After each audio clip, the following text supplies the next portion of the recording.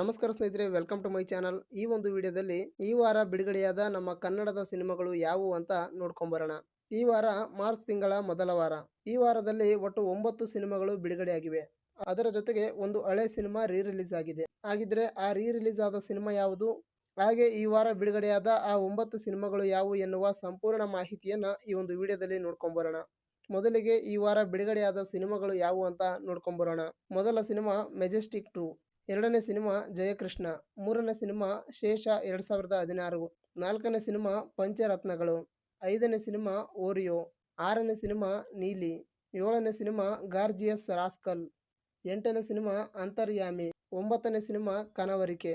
ಈ ವಾರ ಯಾವುದೇ ದೊಡ್ಡ ಸ್ಟಾರ್ ನಟರ ಸಿನಿಮಾ ರಿಲೀಸ್ ಆಗಿಲ್ಲ, ಸಂಪೂರ್ಣ ಹೊಸಬರ ಸಿನಿಮಾ ರಿಲೀಸ್ ಆಗಿದೆ.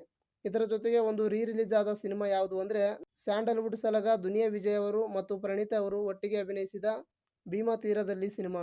ಈ ಸಿನಿಮಾವನ್ನ ಓಂ ಪ್ರಕಾಶ್ ರಾವ್ ಅವರು ನಿರ್ದೇಶನ ಮಾಡಿದ್ರು, ಅಣಜಿ ನಾಗರಾಜ್ ಅವರು ನಿರ್ಮಾಣ ಮಾಡಿದ್ರು. ಈ ಸಿನಿಮಾ ಇದೀಗ ಹೊಸ ತಂತ್ರಜ್ಞಾನದ ಮೂಲಕ ರಾಜ್ಯಾದ್ಯಂತ ರಿಲೀಸ್ ಆಗಿದೆ.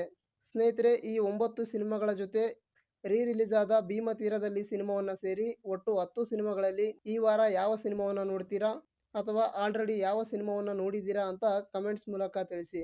ಇದಿಷ್ಟು ಈ ವಿಡಿಯೋದ ಮಾಹಿತಿಯಾಗಿತ್ತು. ಈ ಮಾಹಿತಿ ನಿಮಗೆ ಇಷ್ಟ ಆದರೆ ಲೈಕ್ ಮಾಡಿ, ಕಮೆಂಟ್ ಮಾಡಿ, ಶೇರ್ ಮಾಡಿ.